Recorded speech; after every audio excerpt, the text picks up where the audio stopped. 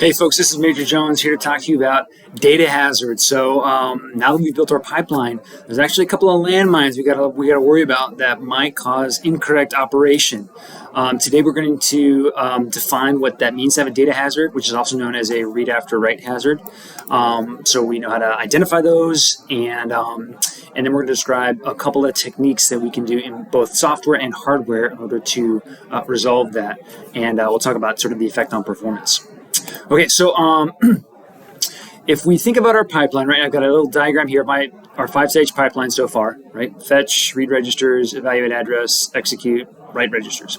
And I've got a little snippet of code here that is running where I've got an add instruction that's going to place a value into R0, a couple other instructions, and then I'm going to store some value in R1 to the address that's specified in R0. So I'm using R0 as an operand here. So if we sort of zoom in here on the pipeline, you'll notice that by the time the store register instruction is trying to read R0, in that exact same cycle, my add instruction is in the write register phase. It's trying to write to R0, and what will happen if this is allowed to run? Well, is that store register is going to get the wrong value. It's going to get an old value for R0. It's on the next clock cycle that add instruction finally writes to it, and I've got a problem, right? I've got an error because in writing this code, I think R0 should have this value that I just gave to it a couple of instructions above, but due to the fact that these instructions are in various stages of my pipeline all at the same time, I don't get the correct value. So this is called a read after write hazard, owing to the fact that we are trying to read R0 after we write it, and we have a problem with where it shows up in our pipeline.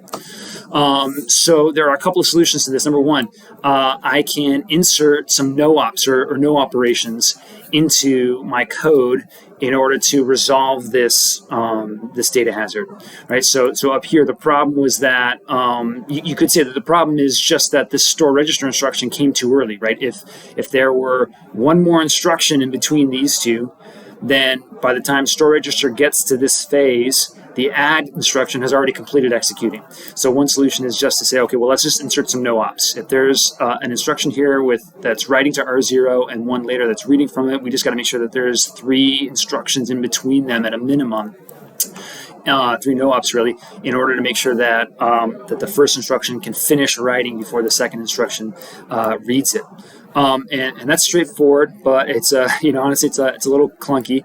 And the problem is that it exposes some implementation details to the programmer. So if I'm writing this code, or at minimum, if I'm part of the team that's writing a program to compile code into assembly for the LC3. I have to know how many pipeline stages there are in order to know how many no-ops I need to insert in between instructions to resolve my read after write hazards. And that's a bit of microarchitecture that shouldn't necessarily bleed through to the programmer. Strategy number 2, also something I can do in software, is just to reorder the instructions. So in this example here, the instruction that came after store register didn't need R0 at all. And so as long as we can guarantee that the switching instructions is not going to affect the program's correctness, then one option is to reorder those. Let this add instruction execute first, and that way by the time it's finished and store register comes up, R0 has been written and there's no hazard. But again, the problem is that this still exposes details to the programmer. The compiler, at a minimum, needs to know how many sort of slots need to occur in between these instructions here to resolve that hazard. So a slightly more, I guess I would say, elegant solution is to do basically the same thing, but in hardware. So it happens inside the processor. So strategy number 1, again, was to insert some no operations in my pipeline. And so now what I'm going to do is I'm going to add this thing called a data lock unit.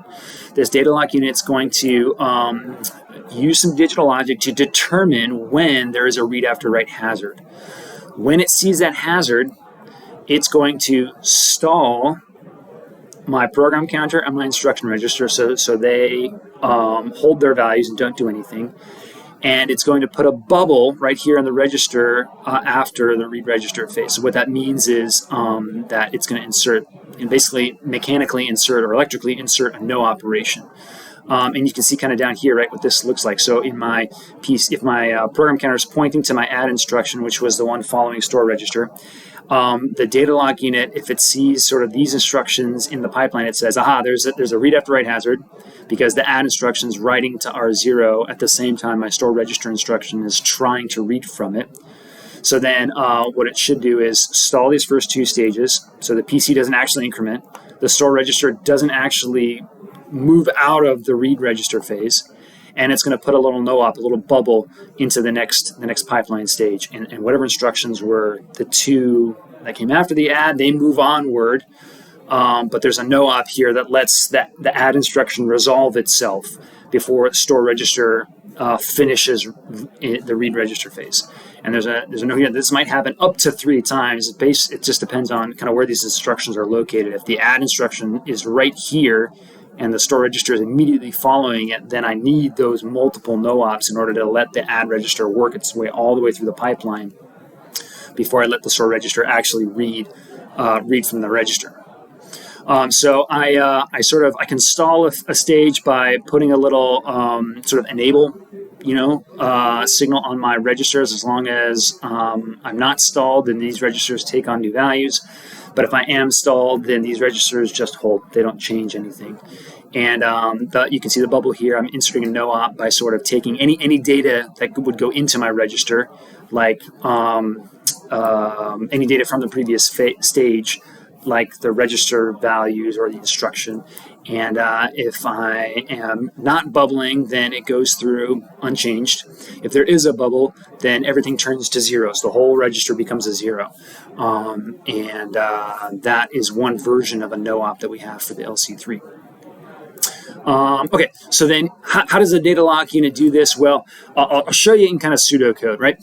I'll leave it as an exercise to the viewer, right, to figure out how to actually do this in hardware. But basically what we're trying to do is, we need to stop any instruction that comes to the read register stage if it's reading a register which is also the destination register in a subsequent stage, right? So step number 1 is, okay, do I have an opcode in my read register stages, which is using a register as an operand? Here are my instructions for which a register might appear as an operand to that instruction, like a source operand.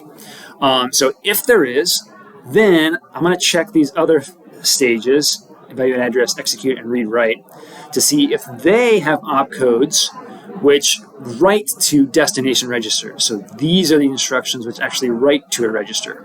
And hopefully you can see at this point that if either one of these are false, right, then I don't have a read after write hazard.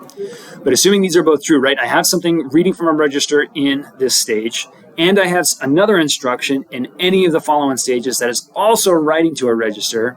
Then the last thing I need to check is, does the destination register, the register being written to, match one of the source registers that's in for the instruction in the read register phase? So you can see that here, a couple of different places that shows up in our instruction as source register, branch register, and this should probably be a little more, clear, right? Based on the opcode, do these source registers match any of the destination registers in these stages? And if those checks are true, then issue this stall in this bubble. And so effectively what that does in hardware is what we did here in software. We inserted no operations in between instructions to let that read after write hazard resolve itself before the store register did something incorrect. But the nice part about doing it in hardware is that I'm no longer exposing any implementation details to the programmer. As far as the program is concerned, I can issue an add instruction and immediately follow up with this store register instruction, and that can go into memory just fine, and it's this data lock unit in the actual processor that will sort of resolve that. There's also a hardware solution that involves reorder the instructions. We'll get to that a little later. So in a future lesson, we'll talk about what's called out-of-order execution. Anyway, so the last we need to talk about is, it's not really on here, but you can imagine that, resolving these read after write hazards in this fashion by inserting no operations has a negative effect on performance. It could be slight, but what should have been or could have been two instructions here, add and store register, that would have executed one after the other just fine in our normal LC3, now might take as many as 5 instructions because I have to insert these no operations to resolve that read after write hazard. And so you could imagine that, that there are, based on, how a program's written, and based on how many no ops I need to insert, right, there's sort of a fraction of instructions that get a little longer, basically because I have to add anywhere from 1 to 3 no-op instructions. So, it should be a program that runs in 10 instructions. Maybe now it's a program that runs in 12 or 15 instructions. And that means it's going to take a little longer than it did before. So I might not quite see as much as an performance improvement in my LC3 from moving from the original to this 5-stage pipeline. That theoretical speed up of 5 times by adding 5 stages might be a little less than it was before because I have to execute more instructions to resolve this read after write hazard. All right, folks, that's all I got. I'll see you next time.